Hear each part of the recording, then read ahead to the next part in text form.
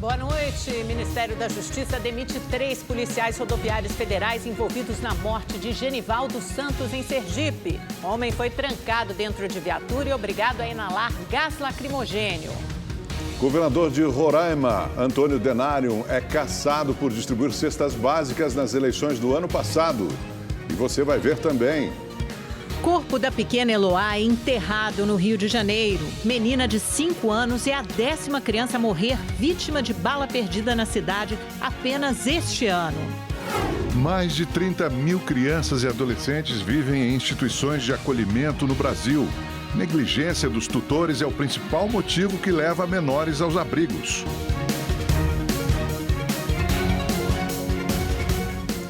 Peritos do Ministério Público do Rio de Janeiro vão usar o escaneamento digital para tentar esclarecer a morte do adolescente Thiago Menezes Flauzino, baleado durante a ação da Polícia Militar na comunidade Cidade de Deus na semana passada. O repórter Tony Vendramini tem as informações. Oi, Tony. Boa noite. A gente começou na escalada aqui no Rede TV News falando da morte da pequena Eloá. A gente ainda vai trazer essa história aqui, governador na zona norte do Rio de Janeiro, governador Valadares, 5 anos. E agora o Thiago, também na semana passada, 13 anos. Quer dizer, é tanta morte, não pode mais ficar assim, isso não pode acontecer. O que você tem sobre as investigações? Boa noite, Amanda. Boa noite, Augusto. Boa noite a todos que nos acompanham. Pois é, hoje os agentes do Ministério Público estiveram na Cidade de Deus, zona oeste do Rio de Janeiro, para fazer o escaneamento desse local onde o Thiago Menezes Flauzino, de 13 anos, foi atingido na operação da semana passada. O MP vai usar esses dados para fazer uma maquete 3D, que vai servir justamente para fazer uma simulação das versões narradas pelos policiais envolvidos no caso. Essa maquete também vai ser usada por um perito oficial da Polícia Civil que vai fazer uma reconstituição. A família do Thiago acusa os policiais da morte do menino que estava na garupa da moto de um amigo. 4 policiais estão afastados das ruas desde então. Eles tiveram as armas apreendidas e periciadas. A Polícia Civil também analisa imagens de câmeras de segurança. Amanda, Augusto. Tony, obrigada. Só para fazer uma correção, né? Eu me confundi totalmente. Governador Valadares, em Minas. Lógico que a gente está falando da Ilha do Governador, Morro do Dendê, zona norte do Rio, que foi onde foi alvejada a pequena Eloá, de 5 anos. Infelizmente, o corpo dela enterrada hoje, sob muitas lágrimas e muita emoção dos parentes da família. Pois é, Amanda, foi enterrado hoje no Rio de Janeiro o corpo da menina Eloá, de 5 anos, morta durante uma ação da polícia. Imagens das 8 câmeras instaladas no uniforme dos policiais serão analisadas para determinar o que aconteceu. Eloá é a 10ª criança a morrer por bala perdida no Rio este ano. O desespero de mais uma mãe que chora a morte da filha.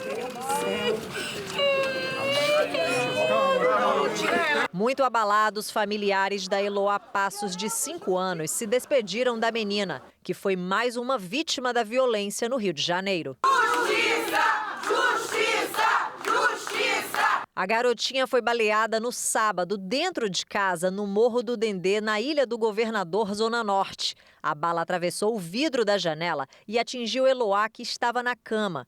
Os disparos aconteceram durante uma manifestação perto da casa dela.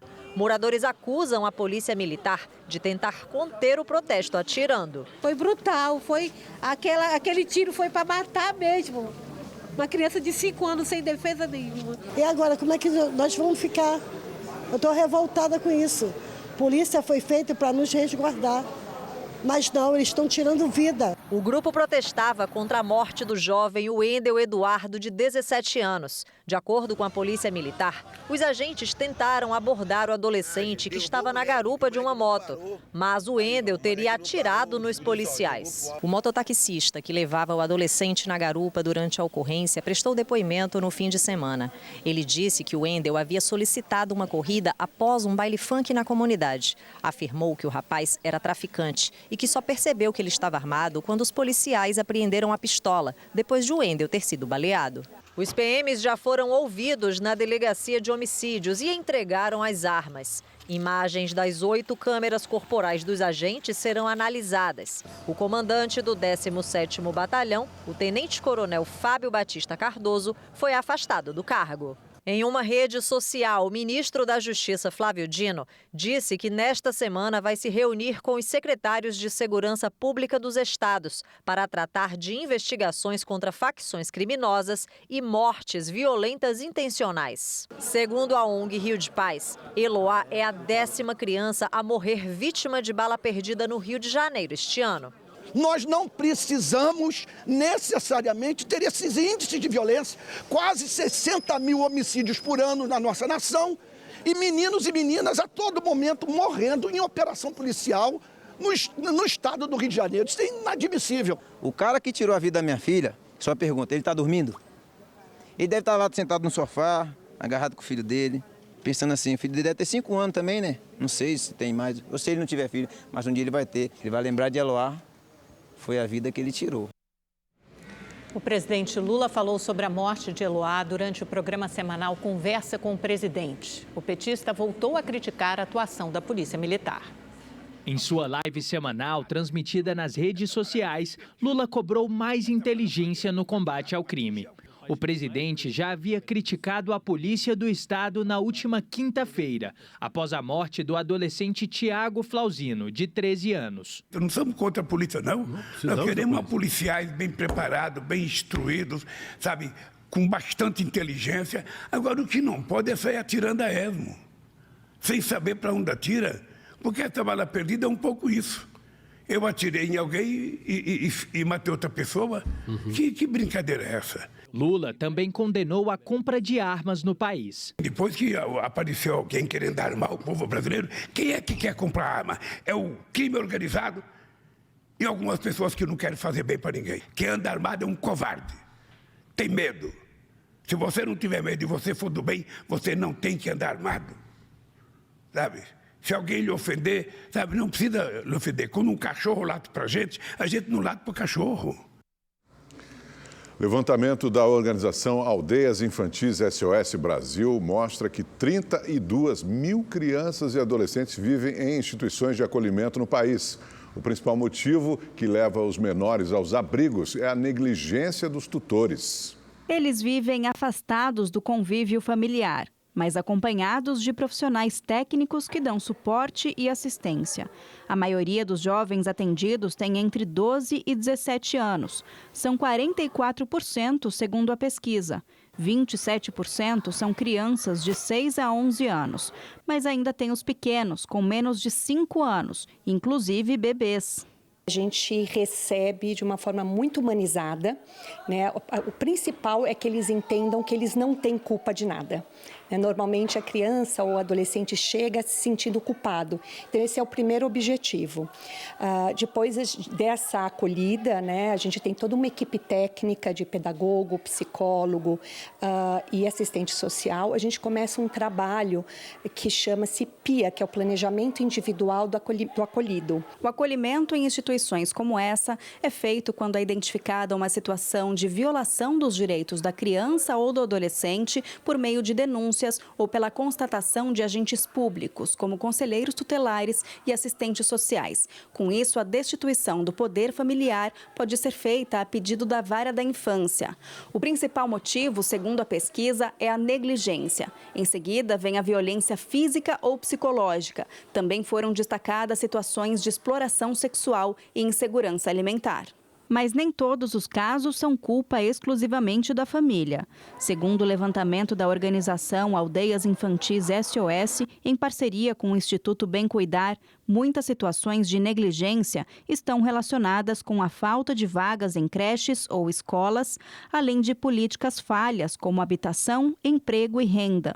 Nós temos uma desassistência social à família, especialmente a família em situação de extrema pobreza, e a construção, então, de uma violação de direitos a partir dessa omissão do Estado em seu dever de cuidar, né, da família brasileira, conforme está assegurado na Constituição Federal. 80% dos jovens acolhidos estão nas regiões sul e sudeste do país. Essa instituição, em São Paulo, cuida atualmente de 55 crianças e adolescentes em 4 unidades. A gente tem algumas parcerias com mentorias muito importantes para eles, né? Até de carreira mesmo, cursos que a gente identifica e disponibiliza para que eles possam também estar se preparando para o mercado de trabalho, parceria com empresas para que possam acolhê-los como jovens aprendizes, que isso é muito importante e muito difícil, né? Nem todo mundo quer abrir essa porta, mas é muito importante para esses jovens, para quando eles saírem com 18 anos, eles estarem aptos, né, a ter uma vida sozinhos. Thalita viveu dos 3 aos 12 anos com uma família adotiva. Dos 12 aos 18, passou por instituições de acolhimento. Ela conta que foram adaptações difíceis, mas mesmo assim conseguiu seguir a vida independente depois que atingiu a maioridade. Como eu estava trabalhando, eu fui morar um tempo com a minha mãe adotiva. Aí eu fiquei alguns meses e depois eu fui morar sozinha. Aí eu fui efetivada, que eu era jovem aprendiz, eu fui efetivada. E logo depois eu consegui vaga numa faculdade pública em Minas Gerais. Então eu fui para Minas Gerais estudar. Atualmente ela cursa serviço social e já tem novos planos para o futuro. Por enquanto eu estou trabalhando numa área totalmente diferente da que eu estou fazendo na faculdade. Eu pretendo, né, futuramente trabalhar na área que eu estou me formando, mas também eu gosto da área que eu tô trabalhando, então eu pretendo também me formar nela. O motorista de 36 anos que atropelou 9 pessoas em frente a uma tabacaria na zona norte de São Paulo foi solto após pagamento de fiança. No momento do acidente, ele estava bêbado. Os jovens entre 15 e 30 anos conversavam na calçada quando foram atingidos pelo carro desgovernado, dirigido por um motorista embriagado. Segundo o Corpo de Bombeiros, 2 pessoas machucaram as pernas e os joelhos. O atropelador de 36 anos foi preso em flagrante. Após passar por audiência de custódia, ele pagou fiança de R$ 1.360 e vai responder em liberdade. O caso foi registrado como lesão corporal culposa e embriaguez ao volante. 4 pessoas morreram e uma ficou ferida hoje em Feira de Santana, na Bahia, após um ataque de um grupo armado em um restaurante. As vítimas, que fazem parte de uma comunidade cigana, estavam almoçando quando 4 homens encapuzados entraram no local e atiraram contra eles. De acordo com testemunhas, os criminosos utilizavam distintivos da polícia. Até o momento, ninguém foi preso e não se sabe o motivo do crime. O ministro da Justiça, Flávio Dino, assinou hoje a demissão de 3 policiais rodoviários federais envolvidos na morte de Genivaldo de Jesus. Vocês lembram desse caso? Foi muito rumoroso à época.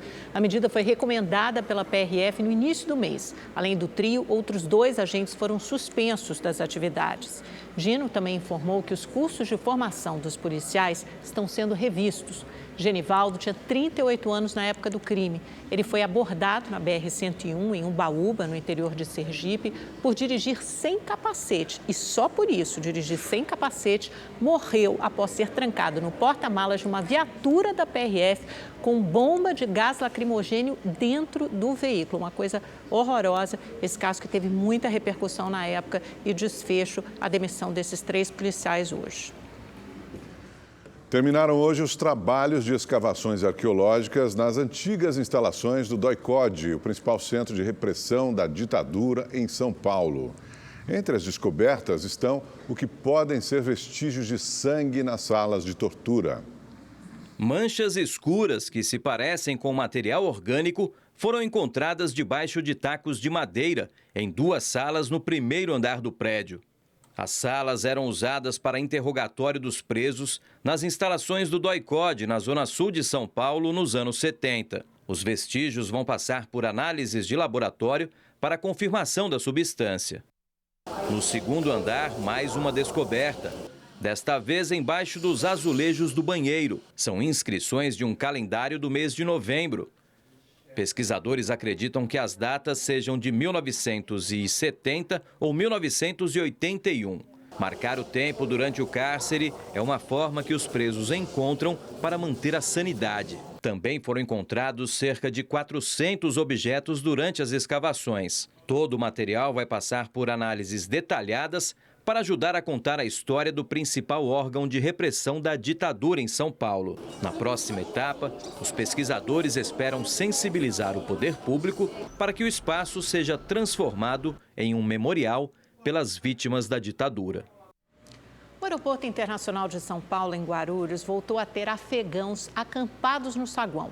Ao vivo, o repórter David Diogo tem as informações. Oi, David, boa noite. Faz pouco tempo que a gente trouxe essa notícia aqui no Rede TV News. Depois veio uma suposta solução de acolhimento, de abrigo para esses afegãos, mas eles voltaram agora a estarem presentes no saguão do aeroporto. Exatamente, Amanda. Boa noite a você, a Augusto e a todos que nos acompanham. Segundo a ONG, coletivo Frente Afegã, atualmente 100 afegãos estão acampados aqui. Entre eles, 32 crianças e 20 famílias. Os imigrantes chegaram ao Brasil com vistos de acolhimento humanitário nos últimos 5 dias. Guarulhos possui 177 vagas para acolhimento de imigrantes, e também refugiados, sendo 127 geridas pelo município e outras 50 pelo governo estadual. No momento, todas essas vagas estão ocupadas. Em nota, a Prefeitura de Guarulhos reafirmou que não é responsável pela acolhida dos refugiados e que trabalha de forma emergencial para lidar com a demanda, já que o Aeroporto Internacional de Guarulhos é o único no país que recebe voos do Afeganistão e que, enquanto os afegãos estiverem no aeroporto, a Prefeitura garante a segurança alimentar dos refugiados com café da manhã, almoço e janta, além de entregar água e cobertores. A chegada dos imigrantes no Brasil aumentou desde que o governo federal passou a conceder visto humanitário em setembro de 2021, desde que o Talibã retomou o poder no Afeganistão. Segundo o Ministério de Relações Exteriores brasileiro, desde junho deste ano, mais de 90 afegãos conseguiram visto. Augusto. Obrigado, David. Parlamentares da base aliada do governo tentam incluir o escândalo das joias sauditas na CPMI dos atos golpistas de 8 de janeiro. E é sobre esse assunto que vamos falar com o repórter Igor Damasceno. Igor, boa noite. Está tendo uma confusão e um conflito, Porque, obviamente, os governistas querem aproveitar para abarcar esse assunto das joias na CPMI, mas até mesmo o presidente da comissão, deputado Arthur Maia, resiste, acha que os dois assuntos não são relacionados, Por favor, nos conte essa história. Oi, Amanda. Boa noite a você, também ao Augusto. Boa noite a todos que nos acompanham ao vivo aqui no nosso Rede TV News. Os parlamentares que defendem que o escândalo das joias seja analisado também pela CPMI dos atos golpistas afirmam que os dois casos têm os mesmos culpados, o ex-presidente Jair Bolsonaro e o tenente-coronel Mauro Cid. Por isso, esperam que a comissão também analise a venda ilegal dos itens de luxo que foram recebidos pelo governo Bolsonaro. Mas como você bem adiantou, Amanda, o presidente da CPI mista, o deputado Arthur Maia, defendeu nas redes sociais que não pode juntar os dois casos. Segundo ele, misturar os assuntos pode fazer com que os trabalhos percam o foco. Já o deputado Rogério Correia, do PT de Minas Gerais, defende uma análise profunda do escândalo das joias. Ele, inclusive, colhe assinaturas para a abertura de uma comissão parlamentar de inquérito sobre o assunto. Até o momento, 111 parlamentares votaram favoravelmente, se manifestaram de forma a favor para a abertura dessa comissão. Rogério Correia disse que, mesmo que não consiga as assinaturas necessárias, ele entende que a CPI mista pode analisar o caso. Vamos ouvir. Quando no bojo disso surgem corrupções, nós precisamos verificar quem são os responsáveis. Não há como prevaricar e separar a corrupção que golpistas fizeram da análise do golpe. Então, nós precisamos analisar tudo junto. Por isso, nós estamos, sim, solicitando uma série de convocações, quebra de sigilo, que nos dê condições de acompanhar o processo da corrupção das joias no procedimento golpista.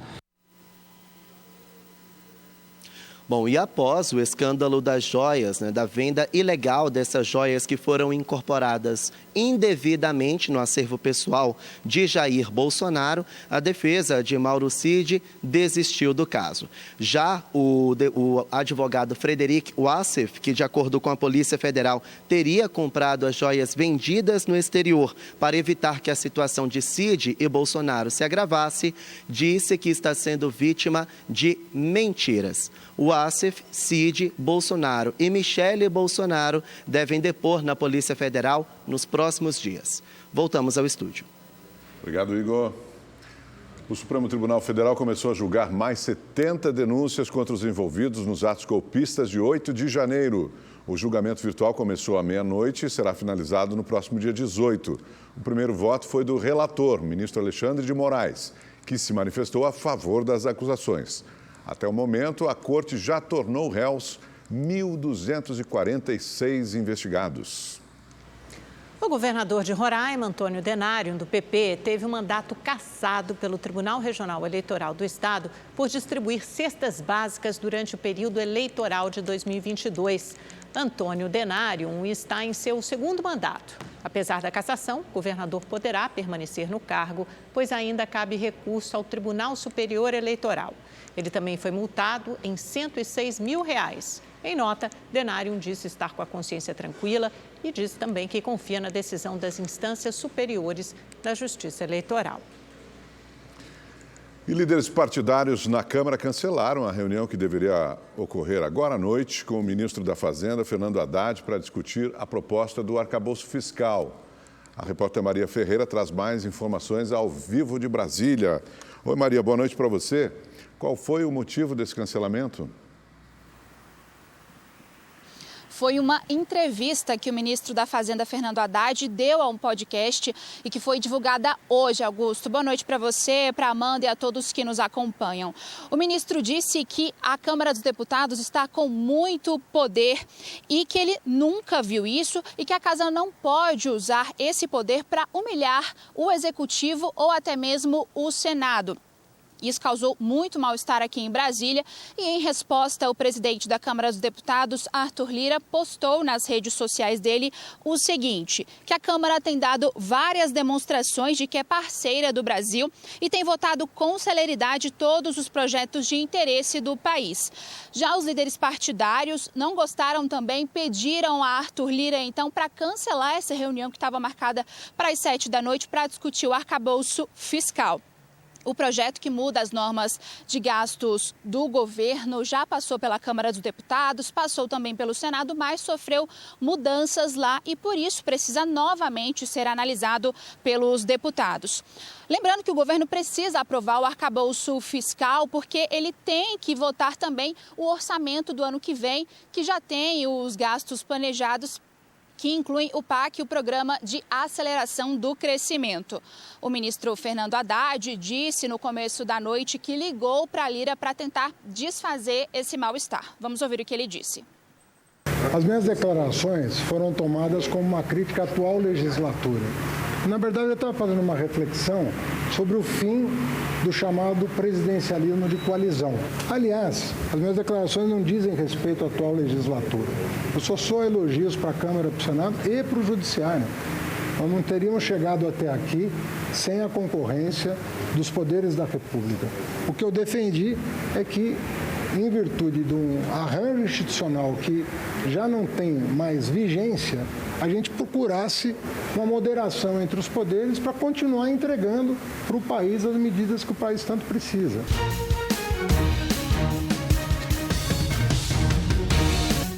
Não é só para comprar um carro que os preços estão nas alturas. Está mais caro também para fazer o seguro do automóvel. Em Belo Horizonte, o reajuste no valor das apólices chega a quase 90% e os motoristas precisam pesquisar muito e negociar ainda mais na hora da contratação.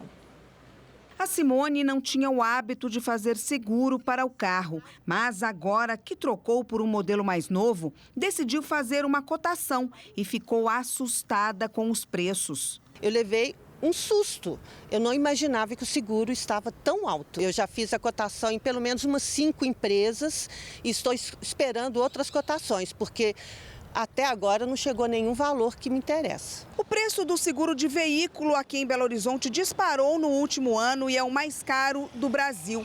As apólices tiveram uma alta de quase 90% de acordo com o IPCA, o Índice Nacional de Preços ao Consumidor Amplo. A valorização dos automóveis e o número de furtos aqui na capital mineira explicam o aumento. Os carros que antes estavam na garagem durante o período de pandemia voltaram para as ruas e os índices de sinistralidade acompanharam esse retorno. A colisão, um roubo. Os índices de furto cresceram realmente de forma significativa de 2022 para cá. O seguro também teve reajuste expressivo em Curitiba, com 67%, Fortaleza 53% e Porto Alegre, onde as apólices ficaram 47% mais caras, em média. Deixei de pagar porque é impraticável. Tento parar carro em estacionamento, evito deixar carro em rua, né? Mas a segurança não é a mesma, né? A seguradora trabalha ela precifica o risco, né? Quanto maior o risco, maior o preço,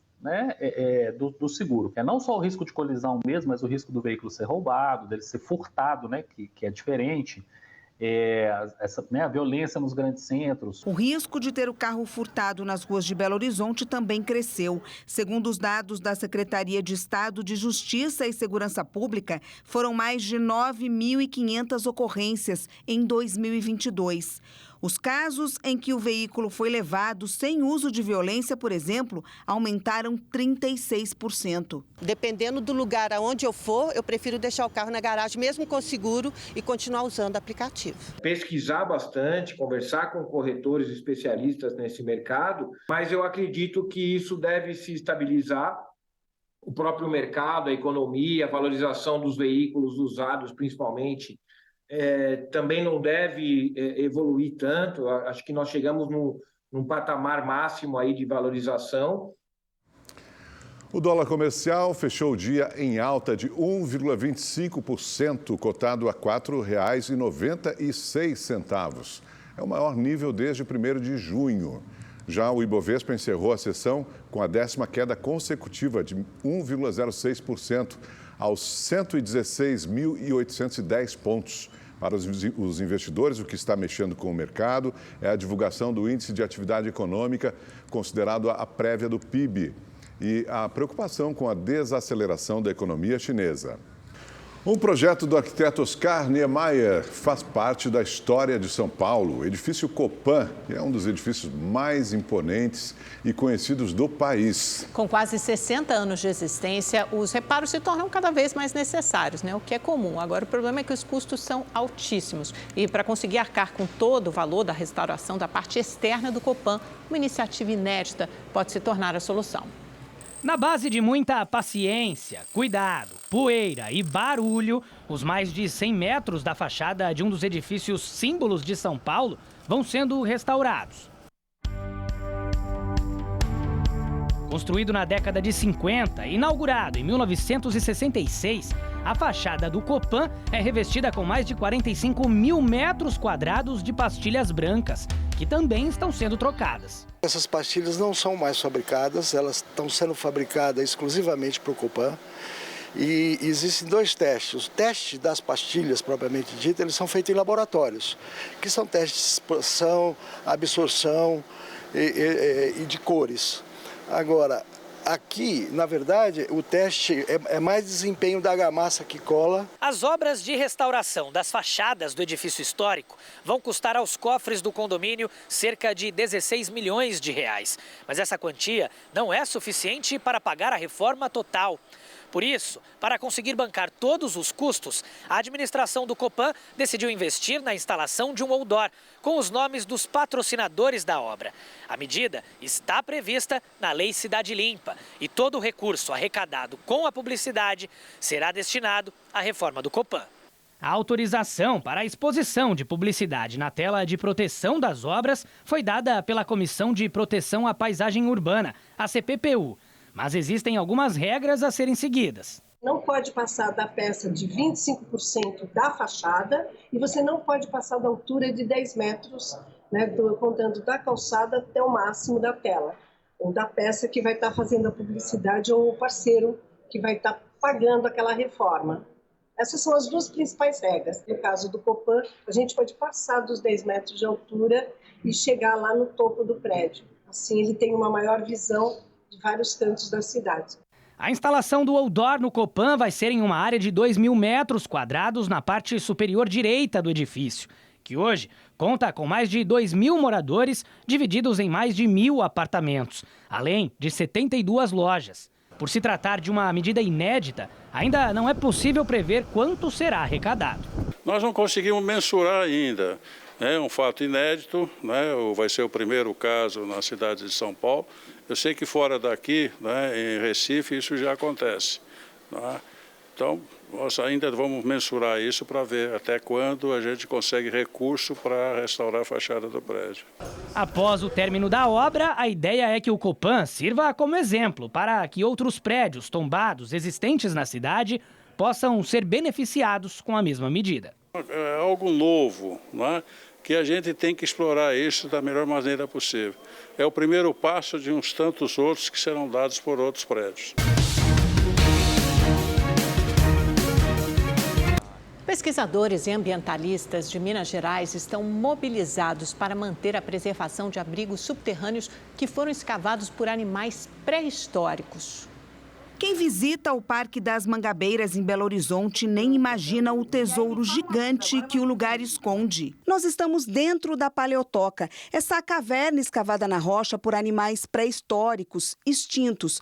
Lugar que nos leva a um passado bem distante, há mais de 10 mil anos, no final da Era do Gelo. Época dos animais gigantes, como a preguiça pré-histórica, que pode chegar a 6 metros de comprimento e pesar 4 toneladas. Aqui a gente vê diversas marcas, né, das unhas do animal, que devia ser um animal de grande porte.